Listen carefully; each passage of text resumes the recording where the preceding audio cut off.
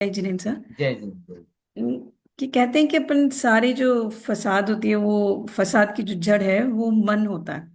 तो फिर असंगी को कोई प्रॉब्लम नहीं होनी चाहिए, पर ऐसा होता नहीं है। तो मन को पॉजिटिव और प्रोडक्टिव कैसे बनाएं? हाँ, बहुत बढ़िया आपका प्रश्न साइकोलॉजी बेस्ड है। सबसे पहले मैं आपको बताऊं कि आपने प्रश्न में ही कहा है कि कहते हैं, तो यहीं से उत्तर समझ में आ जाता है कि ये एक कथन है, ये फैक्ट नहीं। मन फसाद की जड़ है, ये कहा जाता है, एक्चुअल में नहीं है। ये लगभग उसी की बात है कि किसी के हार्ट में ब्लॉकेज आया, बोले सारे फसाद की जड़ हार्ट ही है, हटा दो। किसी का बीपी बढ़ गया, सारे फसाद की जड़ है ये ब्लड है, इसको ही हटा दो। तो इसको करने से क्या प्रॉब्लम सॉल्व होगी, या प्रॉब्लम कई गुना बढ़ जाएगी? नो डाउट बढ़ेगी बढ़ेगी। इससे सिद्ध होता है कि फसाद की जड़ ये नहीं है। इसका एक पीक मुझे याद आता है, बहुत पहले, शायद 10th या 9th की बात है। मैंने एक सीरियल देखा था, उसमें एक बात आती है कि भाई एक ऐसा कॉन्सेप्ट उसमें बताया था कि भविष्य में वो आगे बढ़ गए हैं और लोगों के पास में चॉइस आ रही है कि भाई सारे फसाद की जड़ मनुष्य होना है। तो आपके पास चॉइस है, या इधर आप मनुष्य रहो या आप मशीन बन जाओ।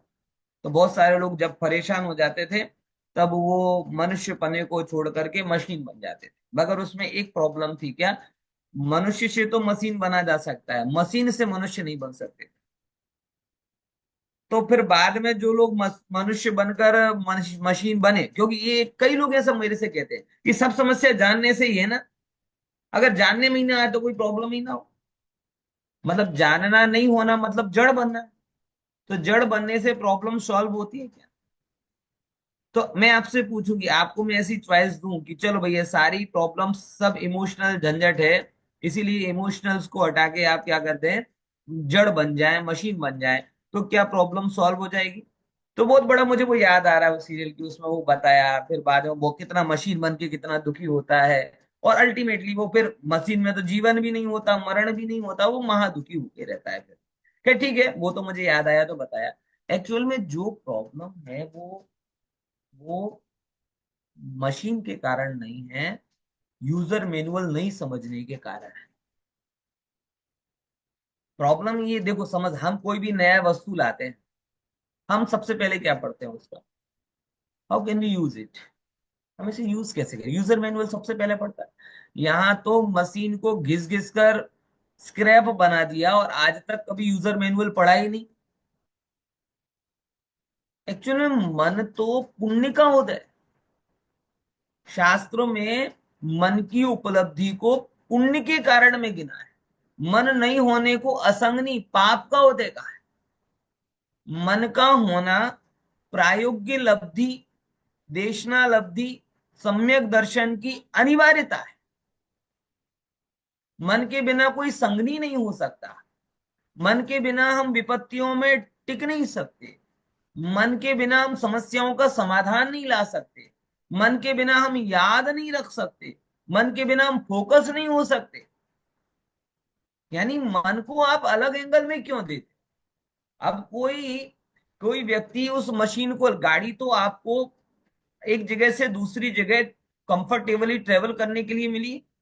अब आप उसको ड्राइव करना नहीं सीखो और यहाँ ठोको, आगे का गियर लगा के आगे वाले को ठोक दो, बैक गियर लगा के पीछे वाले को ठोक दो, साइड दिए बिना साइड में हो जाओ तो साइड वाले को ठोक दो, और इस साइड दिए चारों तरफ ठोका ठोक करो, तो उसमें दोष गाड़ी का है कि आपका है? लौकिक में भी हम लर्निंग लाइसेंस लेते हैं, पॉसिबिलिटी देखते हैं, संभावनाएं देखते हैं, फिर काम करते हैं। ऐसे ही मन है कि लेकिन कभी हमने मन को विचारे नहीं, मन को हमने मन मर्जी से चलने दिया, जैसी इच्छा हो। अब जैसे मतलब आप बिल्कुल छोटी गाड़ी के एग्जांपल दिए ना, जैसे मेरे एक छोटा सा बच्चा है, अगर उसे गाड़ी पर बिठाया जाए तो वो क्या करेगा? 4 साल का बच्चा, उसे बोले गाड़ी चलाओ, तो गाड़ी चलाने के नाम पर उसे केवल एक ही चीज आती है, कौन सी? बस करेगा और कुछ नहीं करेगा। कोई कोई इससे ज्यादा कुछ करेगा क्या? और ज्यादा से होगा तो पापा को देखकर एक्टिंग करेगा कि वो ऐसे ऐसे हाथ चलाएगा गियर बदलने की, कुछ भी करेगा, लेकिन उसका निर्णय है क्या?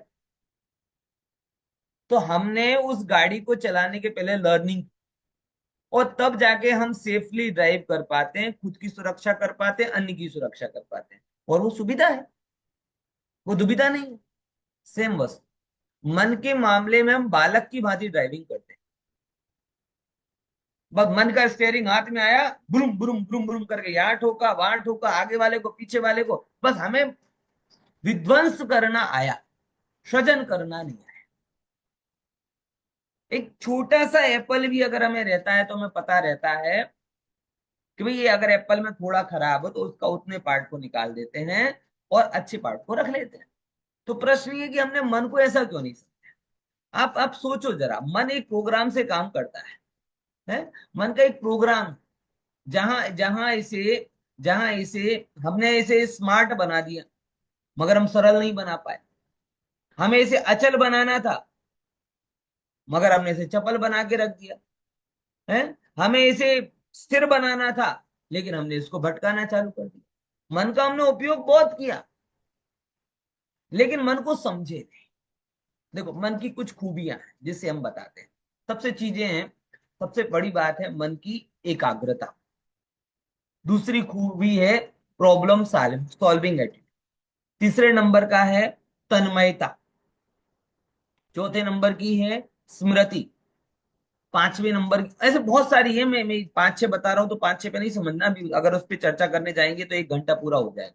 कुछ एक विशेषताएं मैं आपको बता, एकाग्रता, समस्या का समाधान, बराबर तन्मयता, और रिटेंशन मतलब स्मृति करना, और सही समय पर उसका उपयोग करना। 4 5 चीजों पर अपन फोकस करते हैं, बराबर। सबसे पहले नंबर की बात क्या है कि मन का एक महत्वपूर्ण प्रोग्राम है, वो है जिसे अपन अगर एक शब्द में कहें, हैप्पीनेस फॉलोअर। इंस्टा पे बहुत सारी चीजों को हम फॉलो करते हैं, मगर मन केवल एक चीज को फॉलो करता है, हैप्पीनेस। यानी मन आपको लगता है बहुत अलग प्रकार का है, बोले नहीं, मन का एक ही काम है, वो केवल एक को ही फॉलो करता है, हैप्पीनेस। अब जब तक उसके सामने हैप्पीनेस क्लियर नहीं होती, तो जहां जहां उसे हैप्पीनेस दिखती है वो उन सबको फॉलो करने लगता है। क्लियर? अगर मन को मैच में, आईपीएल में हैप्पीनेस दिख रही तो आईपीएल देखने लग जाएगा। मन को घूमने फिरने में हैप्पीनेस दिख रही तो घूमने फिरने लग जाएगा। इवन कई बार तो हमें कषाय नहीं करने का दुख होता है। जैसे किसी से झगड़ा हुआ, और अगर झगड़ा करने के बाद हमने उससे कुछ बोला नहीं तो हमें दुख होता है, तो हम दूसरी बार वो परिस्थिति क्रिएट करते, जानबूझ के उसके पास जाएंगे, उसको देखेंगे और कुछ कुछ हरकतें करेंगे जिससे वो कुछ कहे। और जैसे ही वो कुछ कहता है, तो जो कुछ पेट में भरा हुआ था वो सब स्वाहा। मतलब वो कषा, अब मजा आया। क्यों साहब? नहीं सुनाया था तो दुख, यानी कसाय कर, तो कसाय के उपाय को, यानी मन का प्रोग्राम आप समझे कि वो केवल मन को और सुख को फॉलो करता है। अब अगर हमने थोड़ा सा पुरुषार्थ करके उसको एक बात क्लियर कर दी, कौन सी? कि हे मन, सुख तो आत्मा में है। क्या बोला? क्या बोला? हे मन, सुख तो आत्मा में है। ये आपके अंदर में विचार आया, ओके। अब आत्मानुभवन होगा तब सुख आएगा, तो वो होगा आचार। तो दो चीजें हो गई, एक है सुख आत्मा में है, ये विचार, और आत्मा में सुख का अनुभव हो गया, ये हुआ आचार या व्यवहार। तो विचार और व्यवहार के बीच में आएगा संस्कार। अगेन फिर से समझिएगा थोड़ा सा। एक आपने थॉट दिया, मन का प्रोग्राम आपने समझा कौन सा? Happiness follower. किसको फॉलो करता है वो? हैप्पीनेस को। ये आपका हुआ विचार, और वो हैप्पीनेस को प्राप्त कर ले, ये हुआ उसका आचार या व्यवहार। तो विचार और व्यवहार के बीच में, या विचार और आचार के बीच में क्या आया? संस्कार।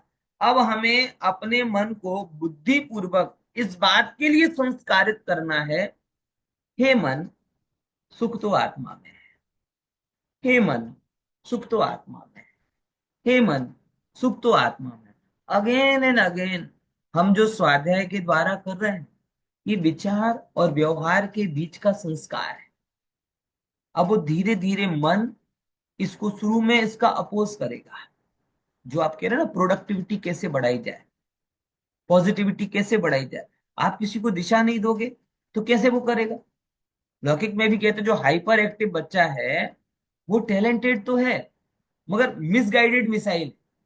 और मिसगाइडेड मिसाइल मतलब वो कोई गारंटी नहीं है कि कहाँ जाएगी, टारगेट को हिट करेगी या कहीं पर भी हिट करेगी। तो जो मन हमारा मिसगाइडेड मिसाइल है, वो भले ही कितनी पावरफुल हो, लेकिन वो डिस्ट्रक्टिव होती, कंस्ट्रक्टिव नहीं। तो उसको संस्कार के द्वारा हम गाइडेड करते। मिसगाइडेड मिसाइल को कहते हैं कि हे मन, सुख तो आत्मा में है। अब धीरे धीरे पहले अपोज करता है, बराबर। अपोज करने के बाद में बार बार ये सोचता है, अरे इतनी बार कही जा रही है तो कुछ तो दम होगा। फिर सुनने लगता है, फिर थोड़ा और जाके समझने लगता है। ये सब काम मन ही कर रहा है जिसको आप शत्रु मान रहे थे। एक्चुअली में आपने मन का पहला फेज देखा, अगले फेज ही नहीं देखे। बच्चे की बात ही ड्राइविंग की, कभी यूजर मैनुअल पढ़ा ही नहीं। तो पहले वो अपोज को सुनना चालू करता है, सुने हुए को समझना चालू करता है, समझने को वाले को अपने अंदर में धारण करना चालू करता है। तब वही मन अपने मन पने को छोड़ देता है। मतलब जो अलग अलग जगह भटक रहा था वो एकाग्र हो जाता है और प्योरली अपने बुल आई की भांति अपने टारगेट को हिट करता है। तो प्रॉब्लम अगेन मन की नहीं है, प्रॉब्लम मन को समझने की है और मन को संस्कारित करने की है। और वही प्रयास हम परमागम ओनर्शिया स्वाध्याय के द्वारा करते हैं। बार बार जब रस्सी किसी पत्थर पर जाती है तो पत्थर पर निशान कर देती है। तो शास्त्रों की बातें, जिन वचन जब आपके अंदर में जाते हैं तो मन को संस्कारित करते हैं, तो एकाग्र होना सीखता है। अगेन तन्मय हो जाता है तो ध्यान के रूप में कन्वर्ट हो जाता है। जिन वचन को याद करना चालू करता है, अकेले याद ही नहीं करता, सही समय पे उसका प्रयोग करना भी चालू कर देता है।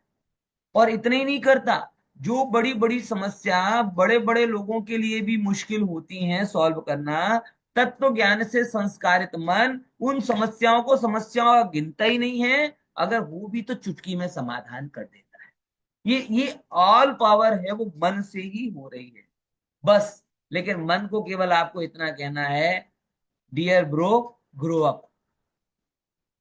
हे मन, थोड़ी परिपक्वता को पाओ। बच्चे जैसी ड्राइविंग मत करो, यूजर मैनुअल पढ़ो, लर्निंग करो, लक्ष्य बनाओ, फिर चलाओ। देखो क्या हाई स्पीड में वो जाता है और कैसे आपको काम कराता है।